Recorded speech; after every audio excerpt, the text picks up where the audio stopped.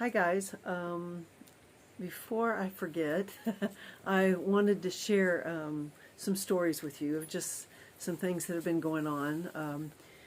We've been really busy. I feel like the rehab center has been Grand Central Station between repairmen for the furnace or the washing machine, about selling our pigs, two of our pigs that we sold today,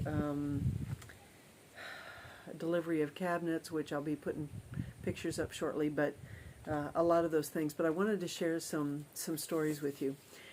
When you come into our village, we have some roadblocks that are still set up, although they're not manned anymore, since the threat of foot soldiers invading here has not been around or been a problem, or a threat, I should say, not been a threat for a while. But recently it's been pretty interesting over the past week or so that we've seen a lot of kids hanging out at them, and they kind of put their arm and wave and wave. And so when I came through the first one at the front of the village, and then there's kind of like a dog leg, and I passed another one, there was some boys there and a young teen girl, probably like 13 or 14, from a family that we've helped in the past. I waved at the little boys, and they were just kind of looking at me and waving their hands like this, and I thought, well, what is going on? That's kind of like what you do when you hail a car or a route taxi. You kind of put your hand out and kind of wave like this. So I didn't know if I knew they didn't need a ride, but I was just kind of wondering what they were doing. So next day I come through and they're there again, so I stop. And the young girl's not there, but the two boys are there. And the boy is probably, I don't know, maybe like 10 years old, and then his brother is probably like 7 maybe. And so I rolled down the passenger window and I spoke to him in English, and I said, "How are you?" And he was like, trying to figure out what he was going to say. And so I said it to him in Ukrainian, and then I said it to him in English, and then I kind of helped him say, "I am fine." And so, as I drove away, they're like talking to each other, like, "Oh my gosh, So I come through probably about 2 days later, and the two boys are out there again, but there's another boy with them. And so I pull up and I roll down the window and I say, "How are you?" And the young man looks at his friend, and his friend says, "I am fine, thank you. How are you?" And I said, "Oh, I'm doing really well." And then I told him his English was really good. And as I started to pull away, he's walking away like, "Oh, like I did it." And it was just really, really funny, So just love interacting with the kids here in the village.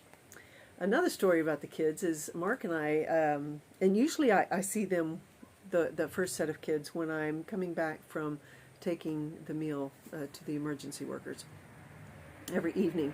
But Mark and I came through the main roadblock into our village, and there were some kids there.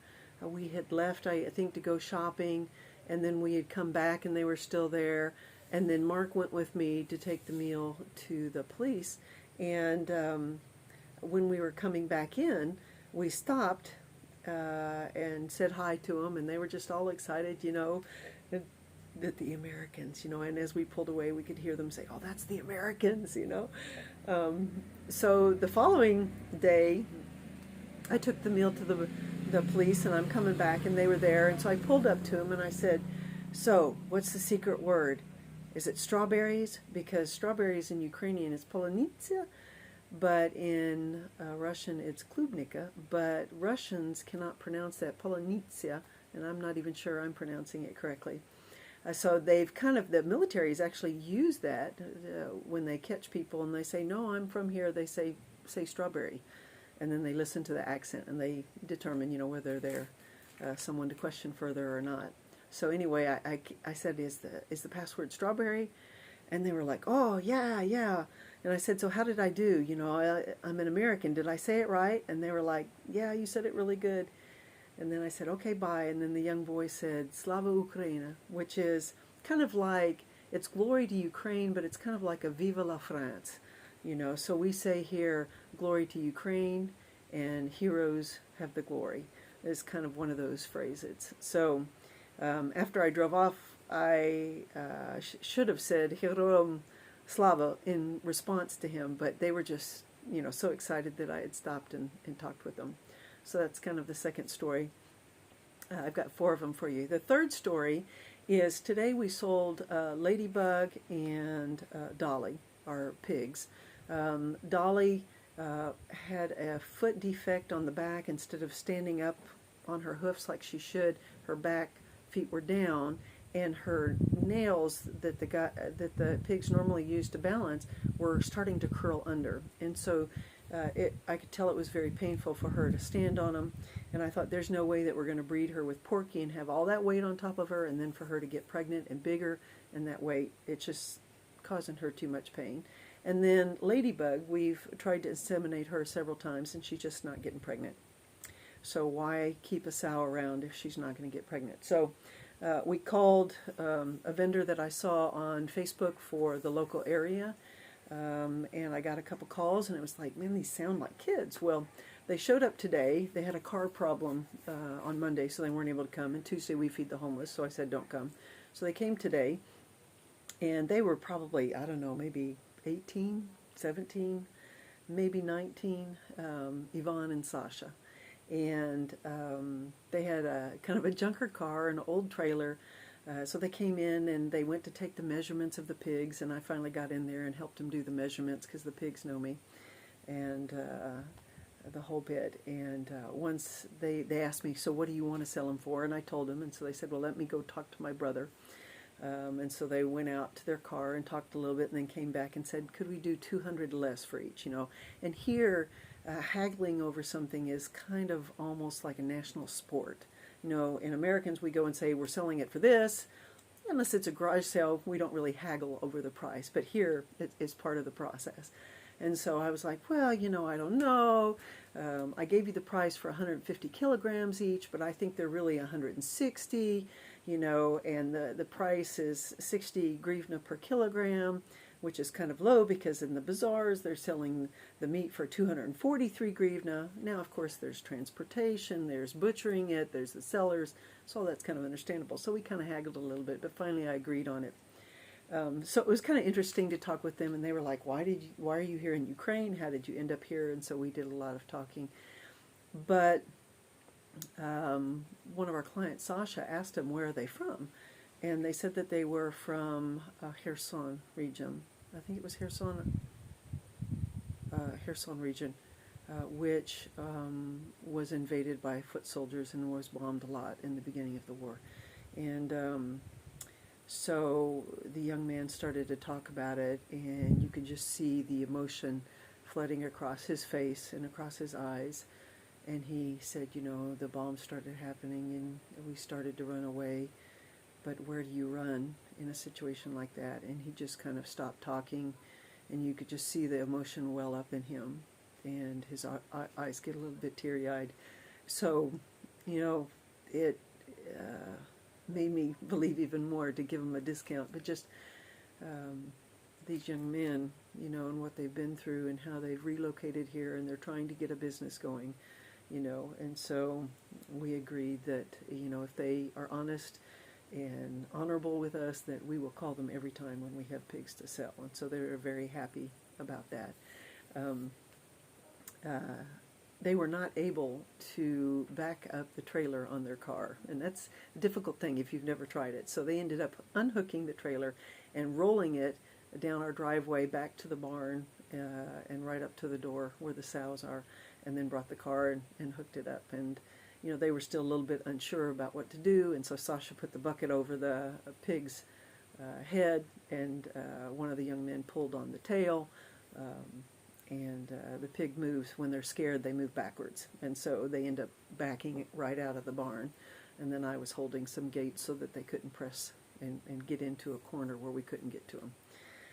But it was interesting, that this is still kind of new to them. They're not very familiar with it, but yet they've been around pigs for a while. So I just a good encounter with them, and we'll definitely help them in the future by calling them when we have pigs for sale. So the last story is, on Tuesday we went to feed the homeless. We have our street feeding program. And off and on we have gypsies that come, and they are kind of the white trash, if you want to use an American slang of Ukraine. People are very prejudiced against them.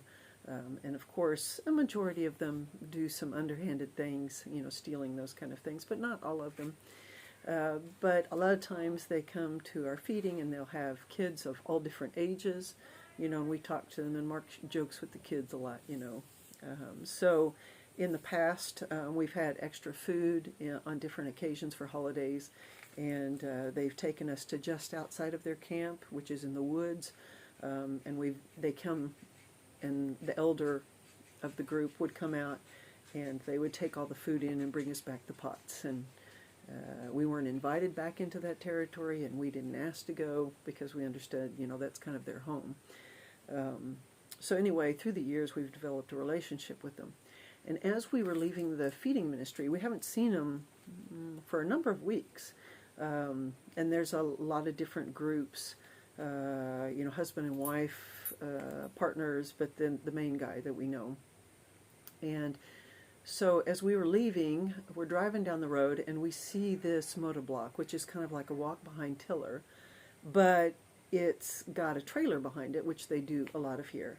And the guy driving the motor block is one of the gypsy men that we know, and in the trailer is his wife and his two younger kids, which are probably like maybe 5 or 6 years old, two little boys. And so, you don't see that much in the city at all. You see it out here in the village all the time, but not in the big city, So it was like, we know them. Look at him. He's kind of laid back and his cigarette, just like he's in a lowrider almost, And so we pulled up beside him, and I rolled down the window. And I said, "Hey," and he looked up, and he was like, his face lit up. He recognized us, and the wife and the kids looked over, and they were all waving at us. We were waving at them. And the new client that we had in the van was just like, what is going on, because we knew these people and we were friendly with them. We have protected them coming to our feeding because some people get pretty obnoxious and saying that we shouldn't help them at all, and we do help them. We generally don't have a lot of problem. The kids sometimes can be a little bit pushy. But we had one problem where one of the drunk guys got a little bit loud, and kind of caused a problem, and Mark just closed up the soup and said, "Okay, we're leaving. If you're not going to cooperate with us, we're going to leave." And the next week when we came, the head guy was off on the side, and that young man came to us and apologized and said he would never cause a problem again, and Mark looked over at the head of the group, and just kind of nodded at him, understanding that the main guy had told him, "You better go apologize because these people have been very kind to us and help us, And so he came with his hat in his hand and apologized. But anyway, it was kind of nice to be driving down the road and to see them and to wave to them and just to see their reaction to us, because sometimes the street feeding can be very thankless. There's people there that want to manipulate, the drug addicts and alcoholics, and it's all expected, and the pensioners can be a little bit pushy. So those bright moments mean a lot to us. Yeah. So anyway, just 4 short stories today to share with you about some of our life here in Ukraine.